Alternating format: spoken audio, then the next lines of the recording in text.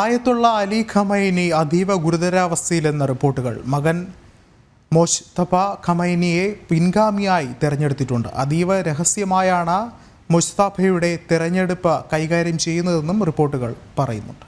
ആയത്തുള്ള അലി ഖമൈനി അദ്ദേഹത്തിൻ്റെ ഓർമ്മ പൂർണ്ണമായും നഷ്ടപ്പെട്ട അവസ്ഥയിലാണെന്നുമുള്ള റിപ്പോർട്ടുകളും പുറത്തു വരുന്നുണ്ട്.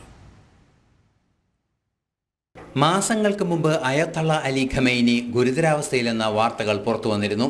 85-കാരനായ അദ്ദേഹം ക്യാൻസർ ബാധിതനെന്നും റിപ്പോർട്ടുകളുണ്ടായിരുന്നു.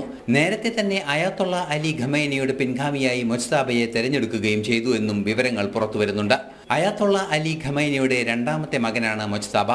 പിൻഗാമിയെ തെരഞ്ഞെടുത്ത വിവരം അതീവ രഹസ്യമായി സൂക്ഷിക്കാൻ നിർദ്ദേശവും നൽകിയിരുന്നു. ഹമസ് നേതാക്കളുടെ വധം നടന്നതിന് ശേഷം ഒരു തവണ അയത്തുള്ള അലി ഖമൈനി പൊതുവേദിയിൽ പ്രത്യക്ഷപ്പെട്ടിരുന്നു.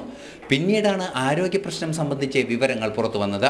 കഴിഞ്ഞ ദിവസം ഇലോൺ മസ്ക് ന്യൂയോർക്കിലെ ഇറാന്റെ നയതന്ത്ര പ്രതിനിധിയുമായി കൂടിക്കാഴ്ച നടത്തിയിരുന്നു.